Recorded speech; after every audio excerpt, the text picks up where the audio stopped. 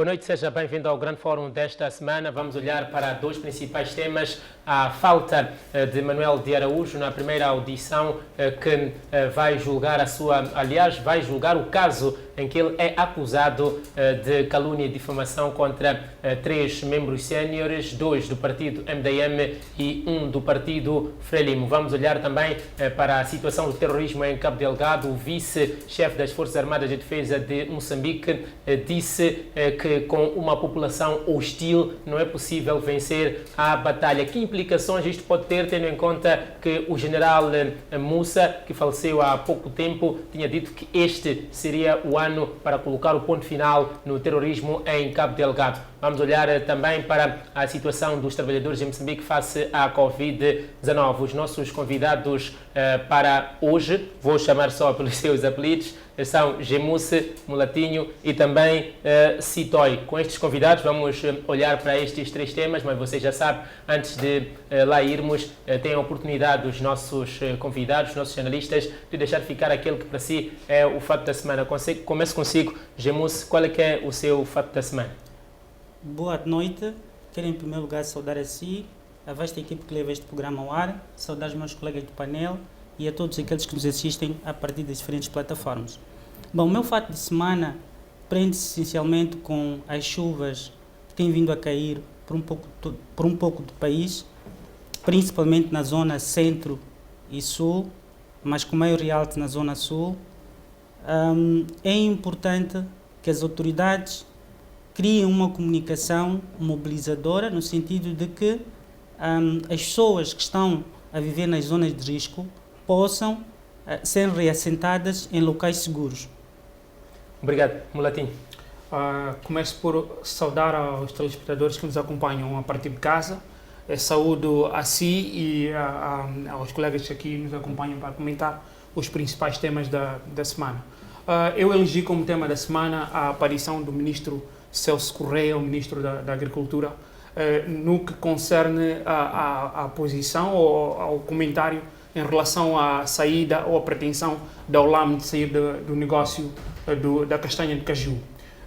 Olho para o que me chama a atenção primeiro é o facto do ministro ter dito que não receberam esta comunicação, nenhuma comunicação oficial.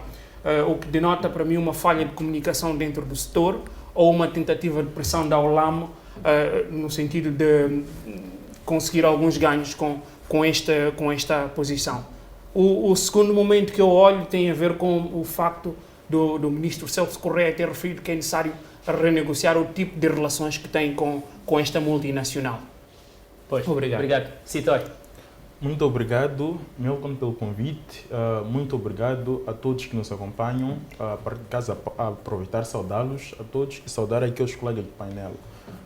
Bom, eu penso que o meu fato da semana será a questão do início do processo de vacinação a nível da África do Sul e do Zimbábue.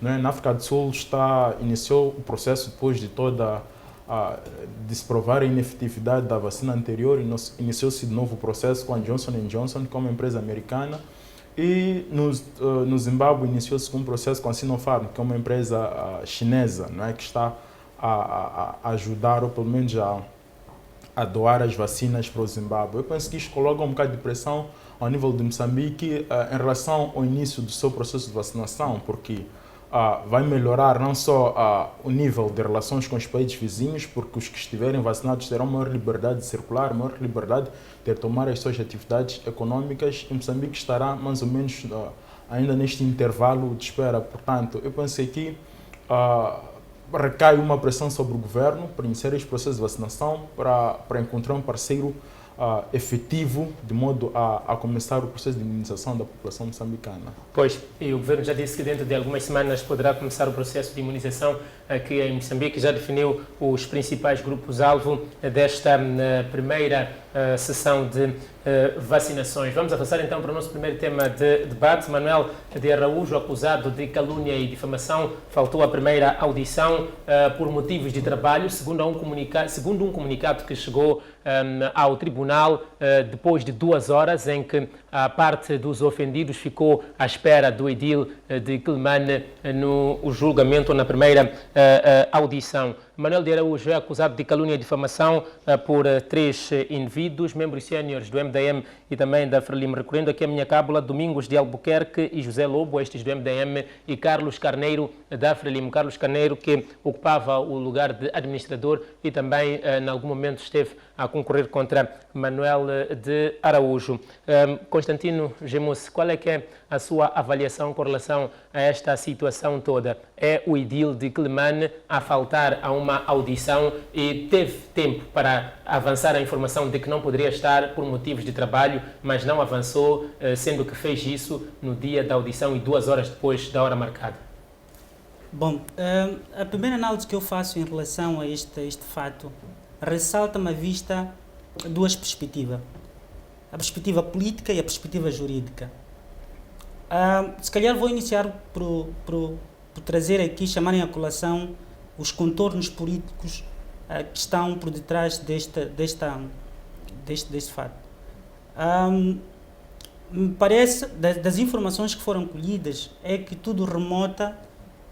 2019, no seu discurso de posse. Discurso de posse, 2019. Ora, como nós sabemos, o Manuel de Araújo, o edil de Quelimane, está no seu 3º mandato e, por conta disso, ele já foi militante do partido MDM e, através desse partido, conseguiu dirigir o município de Quelimane por 2 mandatos. À primeira vista, como ocorre é que deixa claro que é uma perseguição política. É preciso também notar que o Manuel de Araújo é uma figura incontornável no panorama político moçambicano e principalmente para a cidade da Beira. E a cidade de Quelimane. A cidade de Quelimane, melhor. E está claro que, como deve imaginar, dentro de 2 anos, em 2003, o país vai realizar as eleições autárquicas Mais uma vez. Mais uma vez, tudo indica que esta perseguição política tem em vista de manchar a imagem de Manuel de Araújo, criar um estereótipo no seio da população, principalmente os munícipes da cidade de Quelimane, e por conta disso influenciar as eleições, os resultados dos próximos pleitos que vão ocorrer. Pois. Na dimensão jurídica, bom, é legal quando existem fatos ponderosos, fatos que impedem com que o réu possa se fazer presente em sede de uma audiência ou de um julgamento, desde que comunique ao tribunal os fatos que justificam a sua ausência. É como legal. É que fica a antecedência? Diga? Como é que fica a antecedência, tendo em conta que ele avisou 2 horas depois da hora marcada? Bom, estranhamente, porque normalmente quando existe uma audiência há uma notificação. O juiz emite uma notificação ao réu, porque me pode parecer, normalmente os crimes de contra a honra, difamação, calúnia, têm uma tramitação processual um pouco mais rápida. E acho muito estranho esta ausência na última da hora. Legalmente é admissível que o julgamento, havendo causas, fundamentos justificativos que sustentam a ausência, pode-se adiar para para uma data a marcar para efetivamente se realizar a tal audiência. Pois, e a data agora parece que será algum dia no mês de abril. Derek Mulatinho, vou assim, daqui a pouco vamos a este discurso que acabou citando aqui Constantino Gemus, o discurso de posse de Manuel de Araújo, onde teria deixado ficar estas calúnias e difamações contra os 3 indivíduos que hoje ocupam o cargo de ofendidos neste caso todo. Derek Mulatinho, qual é que é a sua primeira análise com relação a esta falta do edil de Quelimane na primeira audição, uma falta que ocorre, aliás, que foi avisada ou anunciada 2 horas depois da hora marcada? Bom, muito bem. E pelo Conselho Municipal, não por ele. Exato. Eu olho para isso num contexto de jogadas políticas, tendo em conta o perfil do Sr. Manuel de Araújo. É uma jogada política, é uma tentativa de jogar com as variáveis permissíveis num Estado de Direito. É plausível que um indivíduo que não esteja em condições, por motivos devidamente justificados, não possa participar de uma audiência desde o momento que tenha sido comunicado com alguma antecedência. Mas há razões ou motivos maiores, creio que deve estar previsto legalmente até a ação que decorreu dele não notificar depois de 2 horas, independentemente de, pelo que eu pude apurar, a informação que circula, ele estava em viagem. Exato, estava em viagem. Ele com certeza viajou antes. Viajou antes. Poderia ter comunicado antes, poderia ter feito uma comunicação em primeira pessoa, neste caso, preferiu que fosse feita pelo Conselho Municipal. Eu enquadro isto, olhando para o perfil do Sr. Manuel de Araújo, é uma jogada política de alguém que está a jogar com as variáveis existentes. Bem conseguida. Exato, dentro do Estado de Direito Democrático. Pois, Rufino Cito, como é que olha para esta falta de Manuel de Araújo na audição? Bom, eu penso que vários elementos podem ser aqui trazidos para justificar essa falta. Mas se ele viajou antes de ser notificado, obviamente que houve aqui, se calhar, muito provavelmente, um problema de comunicação entre o tribunal e a pessoa de Manuel de Araújo. Ele está no direito dele de continuar a exercer as suas atividades enquanto corre um processo. Parece que nada lhe impede de agir como tal. Obviamente que, olhando para as circunstâncias em que este processo tomou parte, que foi num clima de tensão, num clima de um bocado de perseguição política, tanto aquilo que se percebe perseguição política do nível do MDM, por ter saído do MDM, tanto ao nível da Frelimo, por ser um partido rival. Um partido rival, ele ser um continente com um capital político notável, não é? E, portanto, eu penso que pode-se tratar também de uma forma de protesto. Juridicamente, obviamente que todas as pessoas têm direito à honra, não é? E por isso que desencadearam este processo para levar Manuel de Araújo ao tribunal como uma tentativa mais ou menos de restaurar a honra, porque eu penso que ninguém gostaria de ser acusado de assassino, sobretudo publicamente. E publicamente ele está a protestar contra este protesto, passando a repetição, aliás, contra este processo, contra esta ação dos seus continentes políticos. Eu penso que até aqui não há nada que fira nem a imagem de Manuel de Araújo politicamente e nem a imagem dos seus continentes. É um processo político um bocado morno, senão para dizer que não atrai tanta audiência assim dos seus apoiantes. Pois, esperávamos que Manuel de Araújo participasse desta audição para que mais dados fossem produzidos.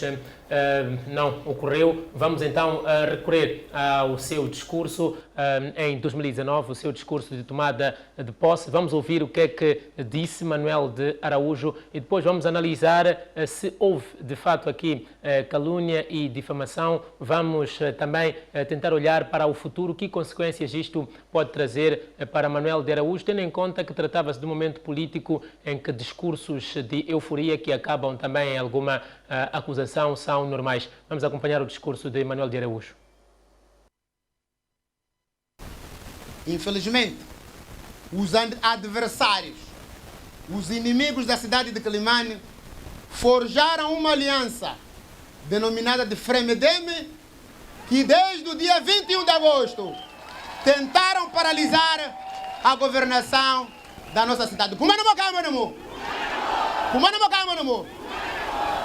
Desde agosto do ano passado, que não temos um orçamento para abastecer os nossos carros para limpar a nossa cidade. Sabem por quê? Porque nós conseguimos eliminar a cólera na cidade de Quelimane. Conseguimos ou não conseguimos?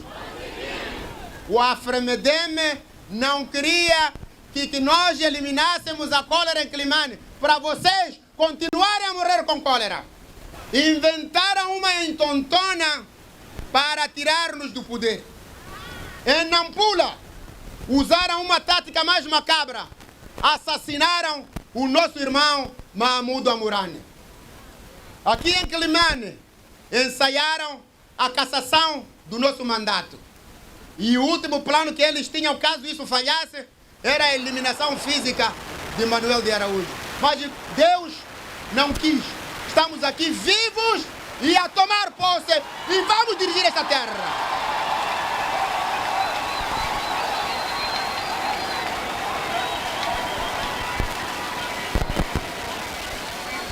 A coligação Fredeme, que é a Frelimo e o MDM, juntaram-se para assassinar o Estado de Direito Democrático, para matar a nossa democracia.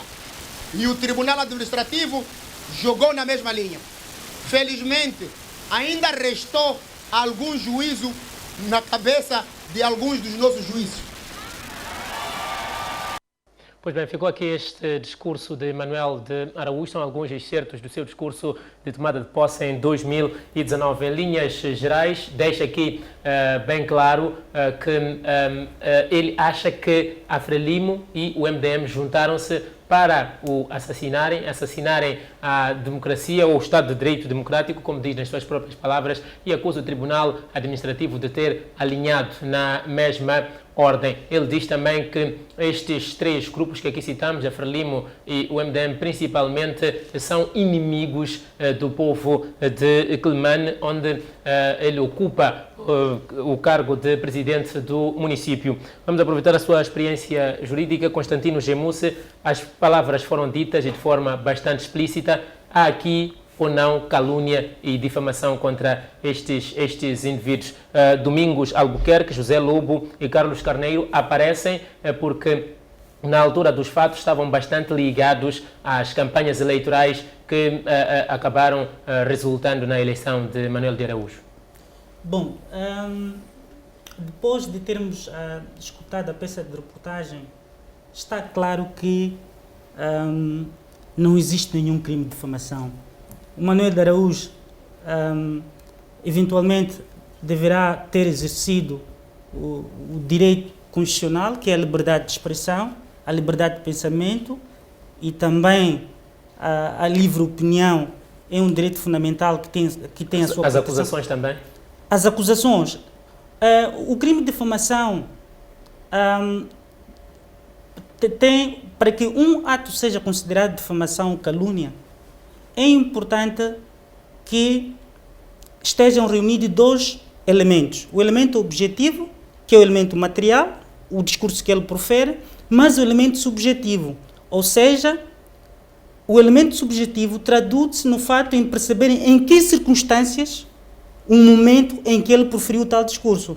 E está claro que não há nenhum crime de difamação, eventualmente deve estar a persistir aqui uma perseguição política, mas como o processo está já numa fase de audiência, já houve a instrução preparatória, despacho de pronúncia, vamos esperar o que é que o Tribunal, em última análise, vai dar o seu juízo em relação a este assunto. Derek, o que é que estes excertos lhe levam a concluir? Os ofendidos dizem que não vão desistir até que Manuel de Araújo seja responsabilizado e pedem uma indemnização de 7 milhões de meticais. Bom, é um bocadinho caricato, ok? De acordo com os excertos, é um bocadinho caricato. Estaremos aqui a assumir que o Tribunal Administrativo, também que é mencionado, deveria aparecer e mover um processo contra o Sr. Manuel de Araújo. Ok? E isso estaremos a assumir. Só move quem quer, não é um crime público. Exato. Não se trata exatamente de um crime público. Agora, a questão aqui é preciso olhar para as circunstâncias em que estas declarações são proferidas, numa altura em que, anterior a esse discurso que foi feito no ato de investidura, houve um processo houve uma tentativa de impedir que o Sr. Manuel de Araújo pudesse concorrer como representante da RENAM, depois de ter saído do movimento democrático de Moçambique. O que é que pode justificar aqui, Manuel de Araújo? Declarações não sérias, euforia? Euforia, é um momento de festa em que as pessoas excedem-se, excessos. Eu vejo isso, pode-se justificar dessa forma. Agora, se há ou não crime, julgo que cabe aos tribunais olharem para isso e verem se estão ali consubstanciadas elementos que se constituem como crime. Agora, para mim, olhando aquilo, é caricato. Rufino Sotói, o que é que lhe levam a concluir estes excertos, onde Manuel de Araújo deixa bem claro, lança as suas linhas de forma muito clara, diz que houve uma coligação que foi feita para tentar assassiná-lo, seja politicamente como fisicamente, e diz que trata-se de inimigos da cidade de Quelimane? Bom, eu penso que todos estão a fazer política, não é? Mais do que perseguição, como referia a Gemusse, eu perceberia isto como uma disputa política, não é? no campo político os continentes usam das artimanhas disponíveis para poder... Os ofendidos dizem que isso é verdade, que diz que usa-se de todos os artefatos disponíveis, mas é preciso ter a responsabilidade para não ter processos desses mais tarde. Bom, certamente nesse contexto de uso de todos os recursos, de artefatos disponíveis, as pessoas também usam daquilo que estabelece a lei, não é? Para se defender destas tentativas. E obviamente que também, olhando para as próximas disputas eleitorais, pode ser que mais elementos sejam levantados de modo a inviabilizar ou pelo menos a constranger o processo político ou a dinâmica política normal de Manuel de Araújo. Portanto, eu vejo isso não como um processo grande, não é um processo grande, não consegue prejudicar a longo prazo nem a Manuel de Araújo nem aos seus continentes. Obviamente que feriu sensibilidades no contexto em que esse discurso foi proferido, sobretudo num momento em que se acabava de se dar uma derrota dos seus continentes. E, portanto, todas as sensibilidades estavam em alta, as emoções estavam em alta, tanto de uma parte quanto de outra, e obviamente que nesse contexto de sensibilidade de emoções as pessoas foram se excedendo, tanto pelo processo, que eu penso que, tal como refere Gemus, não há tantos elementos para levantar um processo sério contra Manuel de Araújo, nem indemnização, que eu acho também, se calhar, não é uma indemnização um bocado fora de contexto, ou pelo menos com os pés fora de chão, não é? E, portanto, não é um processo que vá ter tantos desenvolvimentos que possam determinar a curto, médio e longo prazo a vida política de Manuel de Araújo em Quilimane. Vou aproveitar esta deixa para fazer aqui o questionamento ao Gemus. É verdade, já tinha abordado esta situação, mas acha que este processo pode trazer grandes consequências políticas para Manuel de Araújo, um presidente do município, um político do nível de Mariano de Araújo com a ficha criminal, com algum registro, pode não ficar muito bem para o futuro? Não, normalmente esses tipos de crimes, pela sua natureza, são crimes particulares. Agora, algo que me chamou a atenção, na peça de reportagem, em nenhum momento, sei que prestei atenção, ele menciona nomes de forma individualizada. Pode não ter constado destes cortes, mas cita pelo menos o nome de Carlos Carneiro. Ok. Então, a mencionar claramente que o primeiro enquadramento é que Manuel de Araújo terá eventualmente proferido numa circunstância de aforismo, acabamos de ser de um pleito, de uma batalha eleitoral, mas indo diretamente à sua questão, acredito que pela natureza do crime, que são indivíduos particulares que se sentem ofendidos e nos termos da lei têm a legitimidade, havendo danos morais, havendo danos iminentes morais, têm a legitimidade de recorrer ao tribunal para repor a sua dignidade. Estão dentro da lei. Agora, se vai afetar não a carreira política e eventual o próximo mandato, caso ele queira concorrer, pode afetar em parte. Por quê? Porque nós sabemos, e o colega aqui do painel disse muito bem, na política todos os meios servem para atingirmos o poder.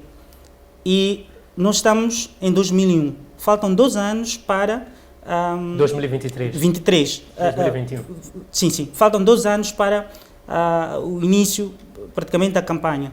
E esses fatos, os contendores políticos, refiro-me aos partidos que são mencionados, a Frelimo e o MDM, podem se aproveitar desses fatos para, de forma direta, prejudicarem a figura de Manuel de Araújo. Aliás, aconteceu na província de Maputo com António Muxanga. Nas campanhas dizia-se que a população não podia votar em alguém com problemas com a justiça. Claramente que, ainda que ele seja condenado, porque normalmente os crimes de difamação, a pena de prisão varia, são penas correcionais que vão 1 a 2 anos, 1 a 2 anos com direito à multa, que se converte a multa. Não, esses tipos de crimes não afetam de grande medida a imagem e a reputação de um candidato político. Agora, pode-se aproveitar este fato para outros contornos. Isso nada obsta.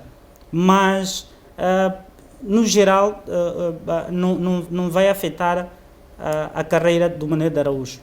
Já encerrando este tema, Direto Mulatinho, gostava que respondesse 2 perguntas. Esta primeira, acha que vai afetar esta pujança política de Manuel de Araújo a este processo, tendo em conta que é uma figura já bastante consolidada e com diversos admiradores na cidade de Quelimane, pode afetar positivamente ou negativamente? Negativamente porque os seus oponentes podem usar este fato para irem contra ele em atos de campanha, mas também podem promovê-lo caso ele saia vitorioso. Qual é que é a sua leitura? E depois, estes discursos parecem normais de campanhas eleitorais e destes processos todos. Não se estará aqui a abrir precedentes para que, em casos de alguém se sentir caluniado em campanha eleitoral, assistamos mais processos? Bom, respondendo à primeira questão que me faz, eu diria que depende da forma como o próprio Manuel de Araújo poderá aproveitar-se daquilo que vai acontecer. Pode-se utilizar da estratégia de vitimização para buscar o apoio do público eleitor. Depende muito da forma como ele vai se posicionar em função do que vai acontecer. Eu não diria que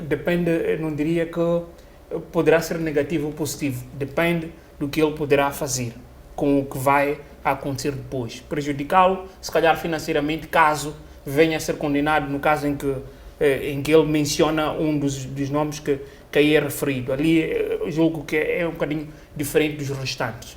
Nessas situações, sim. Agora, a segunda questão...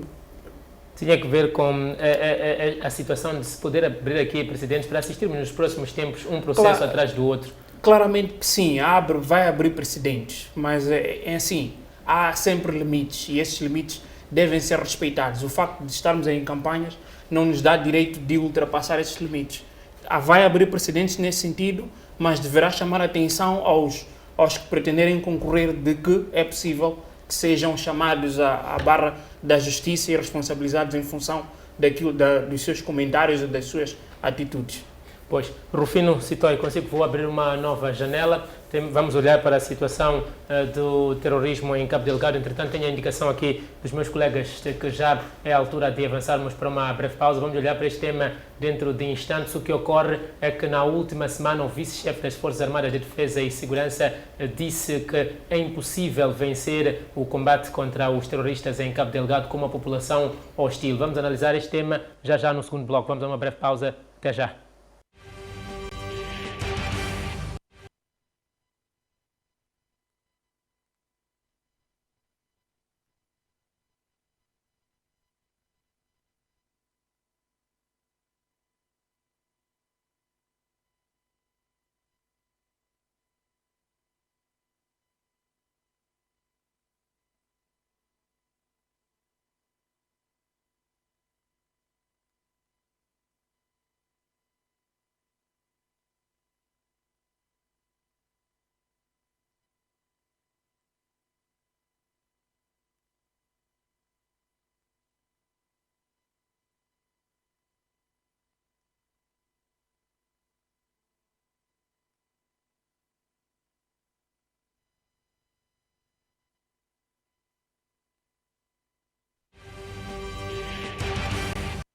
Segundo bloco do Grande Fórum, comprometemos, vamos olhar para a situação do terrorismo em Cabo Delgado. Vou direto a si, Rufino Sitói, o vice-chefe das Forças Armadas de Defesa e Segurança, o senhor Bertólio Capitine, disse que é impossível vencer o combate ao terrorismo com uma população hostil. Sobre este fato, abrem-se diversas vertentes, algumas delas passo aqui a citar. Há quem diga que esta posição hostil da população deve-se à atuação das Forças Armadas de Defesa e Segurança no início, uma atuação que fez com que organizações como a Amnistia Internacional fizessem relatórios a dizer que havia violação dos direitos humanos em Moçambique. Há quem diga que isto deve-se ao fato dos insurgentes terem criado ou terem raízes também dentro das comunidades aqui que foram afetadas. Há quem também levanta a questão da falta de confiança. Que leituras e que impacto isto pode ter no combate ao terrorismo? Bom, eu penso que o primeiro elemento que traz, se calhar, é o mais primário para analisar esta situação. É um reconhecimento... A população tem medo das Forças de Defesa e Segurança? Mais do que medo, a população está aprovado. Eu lembro de ter estado com alguns colegas a fazermos estudos sobre esta questão de insurgência em Cabo Delgado. Esteve mais do que provado de que a relação entre as Forças de Defesa e Segurança e a população não era boa, não é? O nível de confiança nas instituições, falo de forma muito particular nas forças de defesa e segurança era muito baixo ao nível da população.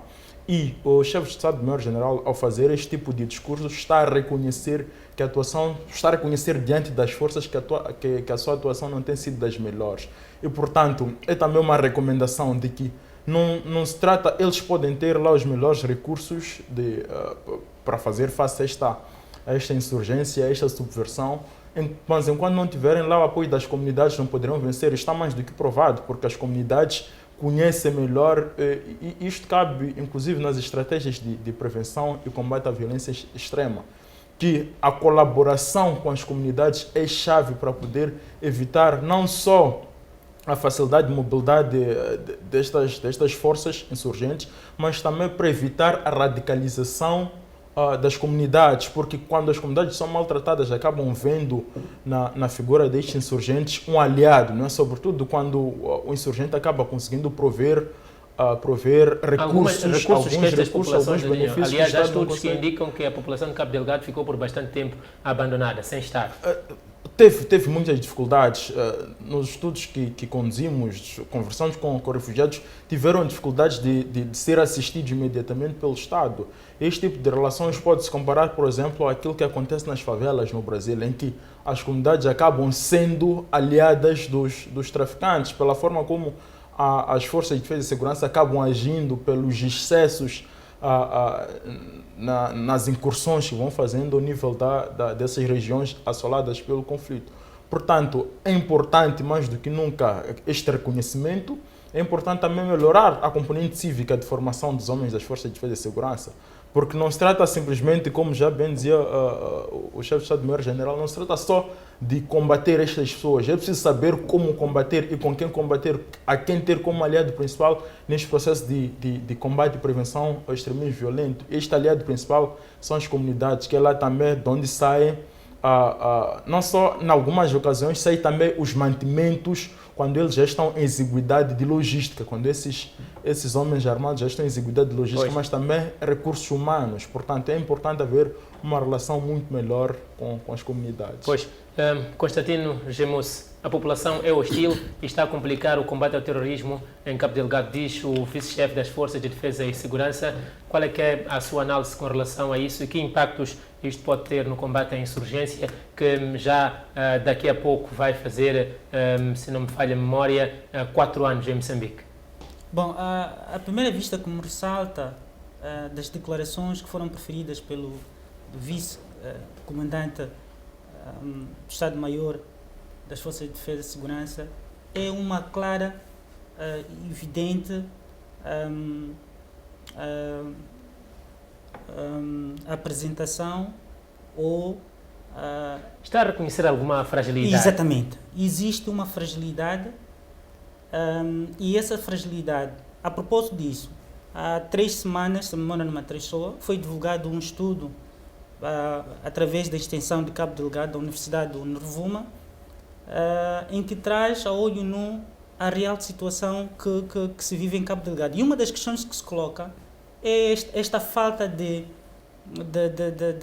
do bom relacionamento entre as forças de defesa e segurança e as comunidades. Está mais que claro que não se vence a guerra só com armas. Com armas. Nós podemos ter material bélico muito sofisticado, podemos ter uma grande mobilização do ponto de vista de recursos financeiros, mas se nós não temos a população como aliado, dificilmente vai se vencer a guerra. Aliás, também devemos aprender com a guerra de libertação. Não podemos esquecer que a FLIM foi ocupando as zonas libertadas de forma progressiva e o principal aliado era a comunidade, o povo. Então, está mais claro que há uma deficiência e tem que se melhorar a componente do clima, a componente, a comunicação entre a comunidade e as forças de defesa e segurança. Direto Mulatinho, esta é uma questão de comportamento e questões de comportamento não se corrigem com muita facilidade. É possível reverter o quadro com conselhos deste, que vem do vice-chefe das Forças Armadas de Defesa e Segurança, que no fundo diz que a população é hostil, mas é também por culpa da atuação ou da falta de preparo das nossas Forças Armadas de Defesa e Segurança? Muito bem.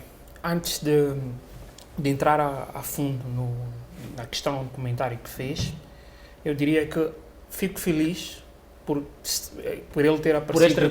Por este reconhecimento. E o segundo ponto é, a minha expectativa passa por este comentário deixa em cadeia que seja transversal a todas as forças de defesa e segurança e em todas as frentes. Ainda é possível recuperar a confiança da população? É possível recuperar a confiança da população e do povo em geral. Nós podemos olhar para a questão de Cabo Delgado e concentrar-nos porque lá é o foco do conflito. Podemos olhar para a região centro porque é um dos focos do conflito. Mas o problema de falta de confiança das forças de defesa e segurança é transversal a toda a sociedade. Cabo Delgado é o epicentro onde lá estão a decorrer os atos mais macabros. É possível recuperar com formação, quer seja na componente psicológica, na componente cívica, que é de dar a formação a estes homens no sentido de fazer perceber que a população é o seu maior aliado, as comunidades neste caso é o seu maior aliado, que não é possível vencer qualquer guerra apenas com arma. Muitas vezes as guerras são mais ideológicas até do que sobretudo quando se trata de extremismo. Exato.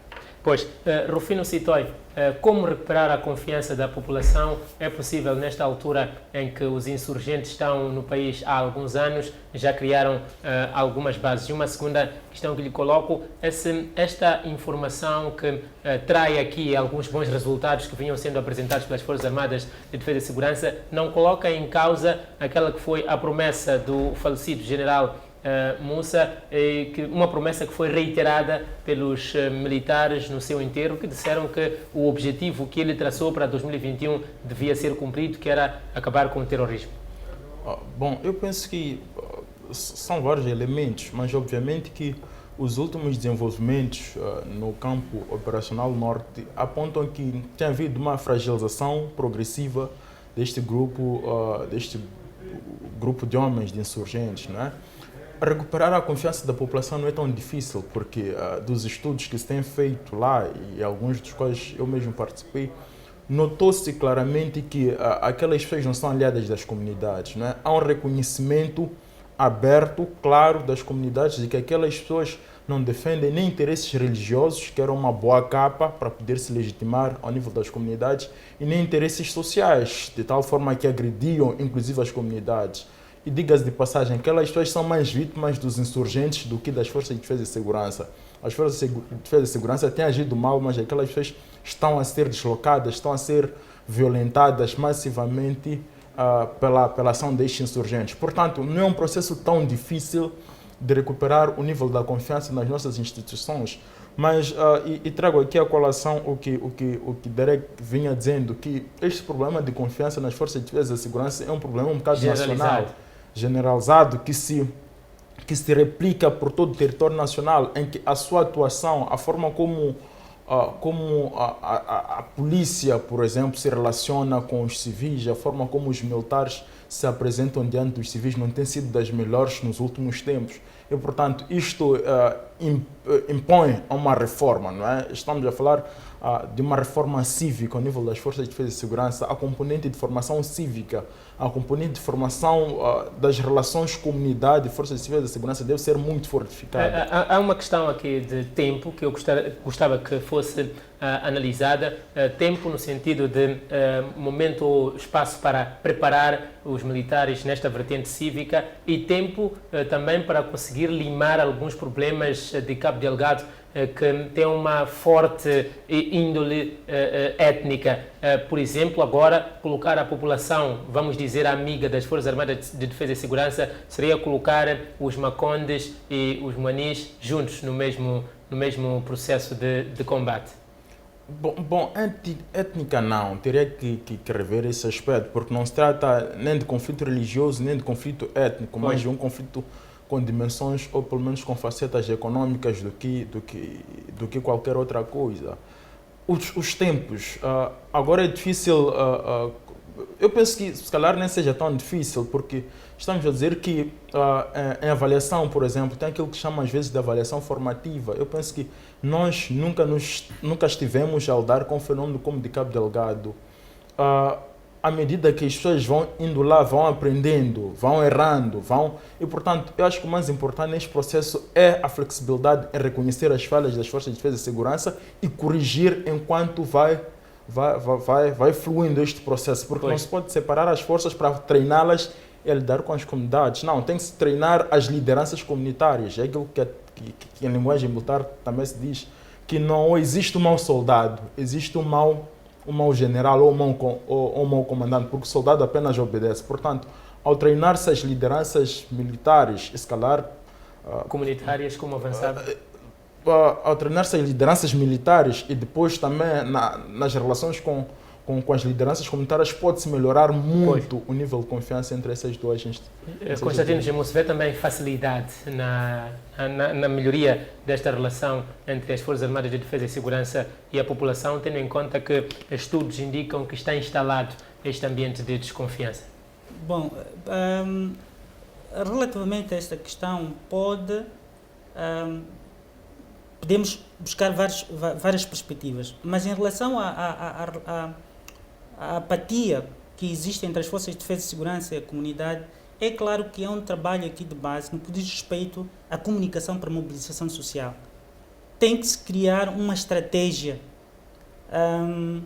de como é que a população pode intervir neste conflito. Como é que a população pode colaborar no sentido de que, aliás, não podemos esquecer que esses indivíduos que fazem parte do grupo terrorista vêm daquelas comunidades. Alguns são filhos, sobrinhos, netos, e de algumas vezes, de acordo com os estudos... há pessoas que preferem defender laços de familiaridade do que o Estado. Exato. E aqui também traz um elemento a questão étnica e a questão cultural. Se formos a recordar... Há estudos que indicam isso. Sim. Se formos a recordar, as mexidas que houveram do então o Estado-Maior, a explicação que se dá é que ele conhecia, porque ele vinha de Nampula, facilmente conseguia lidar com a comunidade de Cabo Delgado. Daí o sucesso. E daí sucesso. E tanto que se diz que ele não precisava de tradutores, comunicava diretamente com a comunidade, diferentemente de outros generais, de outros oficiais que normalmente recorrem a tradutores. Não podemos esquecer que a língua é um elemento de identidade, é um elemento que nos liga. Então, há um estudo que tem que se fazer, de cariz antropológico, de cariz comunicacional, que é criar uma abordagem, fazer-se um estudo holístico em que possa-se atacar as várias facetas que podem ajudar as operações norte, de modo a que sejam satisfatórias por parte das Forças de Defesa e Segurança. Pois, o que todos queremos é que a população deixe de ser hostil, como diz o vice-chefe das Forças Armadas de Defesa e Segurança, Drake Mulatinho. Caros convidados, estamos com pouco tempo, vamos olhar para o nosso terceiro tema. Cabo Delgado é um tema que debatemos muito, tem várias nuances e vai criando assunto muitas vezes. Temos também um tema que cria assuntos muitas vezes, aliás, anualmente, que é o assunto ligado aos salários mínimos que não foram revistos no ano passado e que a OTM Central Sindical diz que pretende que sejam revistos este ano, mas já antevê um braço de ferro com o patronato, porque a proposta da OTM Central Sindical é que se pense de forma retroativa, ou seja, se considere o ano anterior, as ocorrências do ano anterior e também deste ano. O que é fato é que a Covid-19 levou várias pessoas ao desemprego. A Covid-19 também influenciou que os novos contratos que surgissem tivessem baixos salários. Qual é que é a sua análise com relação a este braço de ferro que a OTM Central Sindical diz que poderá enfrentar com o patronato, tendo um governo que não está a ajudar muito? Bom, todos temos de estar cientes de que os 2 últimos anos, pelo menos pelos dados estatísticos do INE, quer do Banco de Moçambique, são anos que nós tivemos quebras de produção em termos de produto interno bruto, desde o ano passado até este ano. Ano passado não houve revisão salarial pelo facto da existência da Covid, e este ano praticamente não houve alteração nesse sentido. a inflação tende a subir. Os debates deviam começar no próximo mês, mas a OTM Central Sindical diz que não está a haver interesse da outra parte. Claramente que não há interesse neste momento e nem sequer existem condições, julgo eu, apesar do tema ser crucial e ser crítico. Apesar de ser crítico. A questão é que não estão criadas as condições suficientes que é para fazer a revisão salarial, apesar das taxas de inflação. Afinal, para dinamizar a economia, não é preciso que o cidadão tenha dinheiro? Depende. É uma abordagem, depende. Mas a questão é, tendo dinheiro, há um outro problema que se cria, que é a inflação. Okay? Ter inflação. Mas a lógica é que incentiva a produção porque há mais capital no mercado para poder adquirir os bens. Infelizmente, a nossa economia não é de produção no sentido de... somos uma economia baseada em prestação de serviços. Não reage tão rápido assim. Exato. Pois. Rufino Sitoé, qual é que é a sua análise? Não há condições na sociedade moçambicana para voltar a este debate. Relembro aqui, como diz a OTM Central Sindical, o custo de vida subiu para todos, as empresas ficaram apertadas, mas as pessoas também ficaram apertadas e a maioria recebem o salário mínimo nacional, que está muito aquém do que seria ideal. Aponta a OTM Central Sindical que o ideal seria 15 mil meticais, mas estamos a falar de salários que não chegam aos 5 mil meticais. Bom, eu penso que esta é uma questão muito sensível porque estamos num contexto muito particular em que qualquer tentativa de revisão do salário mínimo fere com quem deve fazer esses pagamentos, não é? Porque está mais do que provado que muitas empresas fecharam, está mais do que provado que houve um corte drástico nos níveis de investimento ao nível do país e, portanto, é difícil para as empresas pagarem. Mas, por outro lado, temos também uma questão de dignidade humana, porque os salários que são pagos atualmente não defendem este mínimo de dignidade que as pessoas precisam para viver. Portanto, temos aqui uma situação muito, muito difícil e que eu penso que vai ser um braço de ferro que não vai produzir tantos bons resultados para a OTM, ainda que nós queiramos, somos trabalhadores, queremos ver os nossos salários melhorados, mas eu penso que vai ser difícil produzir um resultado bom, sobretudo sendo os problemas sendo óbvios, né? De produção, de produtividade, de investimento, de fechamento de empresas. Portanto, vai ser uma questão muito espinhosa por ser debatida. Como é que olha, Constantino Gemussi, para esta revisão, este debate que a OTM Central Sindical já antevê que será difícil com o patronato? E a OTM Central Sindical traz aqui uma inovação imposta pelo ambiente que vivemos, que é o ambiente caracterizado pela Covid-19. Quer que se reajuste primeiro no que toca ao ano passado e depois se passe para o presente ano.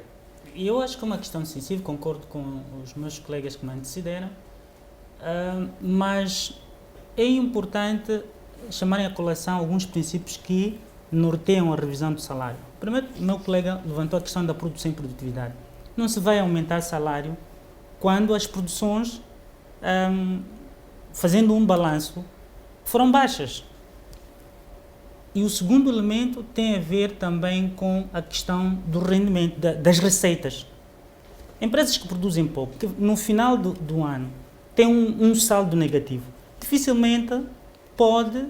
E são a maioria.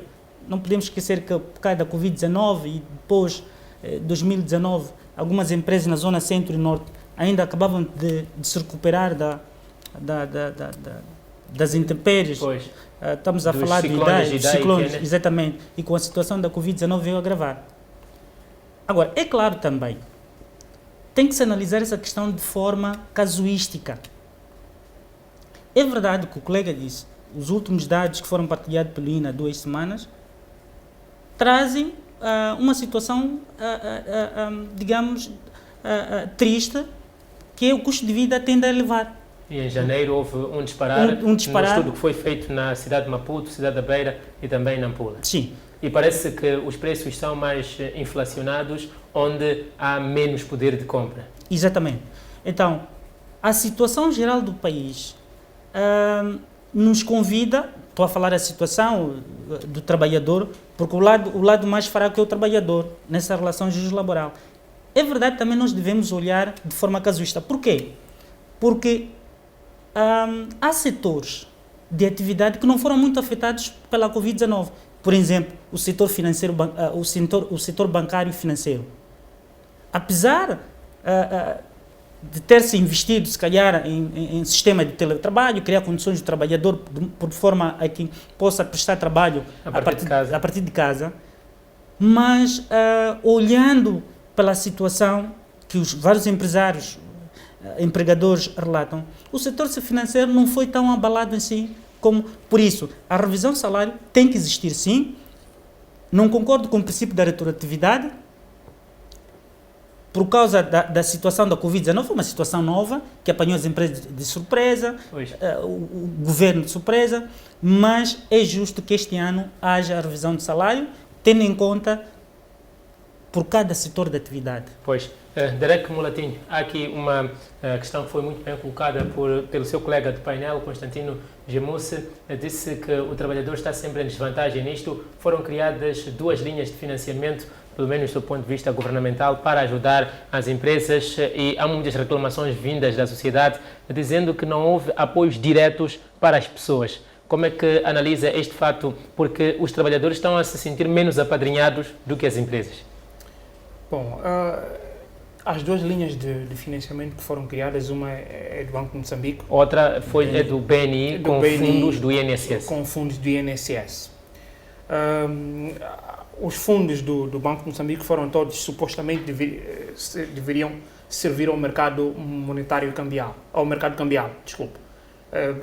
E houve uma reclamação da CTA, havia uma expectativa de que este valor fosse injeção financeira dentro das próprias empresas. A CTA disse que o dinheiro estava muito caro. Exato. Mas estou a notar que estamos a falar de casos um pouco diferentes. As 2 linhas de financiamento do BNI eram para as pequenas e médias empresas. Houve uma primeira linha, antes destas 2, que foi criada pelo Banco de Moçambique, que tinha um crédito bastante caro. Pode seguir. A questão do crédito ser caro tem a ver com o canal onde o Banco de Moçambique coloca onde compra o dinheiro e o canal... O canal onde coloca. Pois. Ok? O Banco de Moçambique... primeiro, não informou qual era o custo desse valor. Okay? Acredito eu que esses dinheiros ou esses valores tenham entrado pelo mercado monetário de capitais, em que as empresas poderiam adquirir esses valores, mas entretanto não são atrativos no sentido de que estão a ser comercializados ao mesmo valor que a banca tradicional, falo da banca comercial, está a comercializar aos seus clientes. Isto não é atrativo para as próprias empresas. E a banca comercial prefere buscar dinheiro lá fora onde está onde é mais barato. Tem operações um bocadinho mais baratas e mais acessíveis do que aquelas que são a ser oferecidas pelo Banco de Moçambique. Pois. Outra questão que eu gostava que analisasse muito rapidamente, porque quero ouvir as opiniões de todos, temos apenas 3 minutos para encerrar o programa.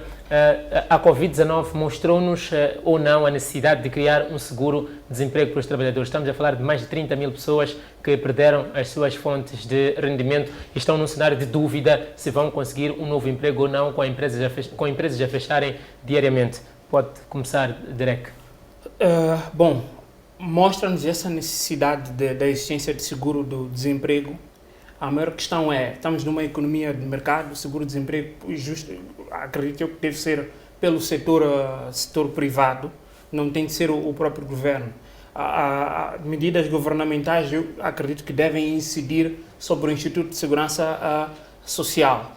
Nas situações de desemprego, o Instituto Nacional de Segurança Social deve ser chamado, a prover durante este período em que estes colaboradores que contribuíram para a segurança social deve ser chamado para garantir ali alguma almofada durante o período de desemprego até que consigam encontrar um novo emprego. Mas existe esta necessidade, agora esta responsabilidade, julgo eu que deve ser passada para o setor privado. Rufino Sitoi. Eu penso que aqui devemos primeiro chamar à razão o Instituto Nacional de Segurança Social, porque está mais do que provado que o Instituto Nacional de Segurança Social não está a produzir os resultados que deveria estar a produzir em contexto de crise. A acessibilidade ao INSS é difícil e, segundo o INSS, os capitais que deveriam estar a ser oferecidos às pessoas que agora estão em situação de desemprego para poderem recuperar um pouco de dignidade neste momento de dificuldade, estão a ser aplicados para outros fins. E aí nos perguntamos também, afinal de contas, qual é a finalidade do INSS. Dizem os trabalhadores, está a ser oferecido dinheiro à banca para dar às empresas, mas não às pessoas. E é dinheiro dos trabalhadores. E é dinheiro dos trabalhadores. O trabalhador, quando cotiza na Segurança Social, espera poder ter acesso a esse dinheiro em momentos de dificuldades. Quando não tem acesso, obviamente, que este instituto não está a cumprir a sua missão.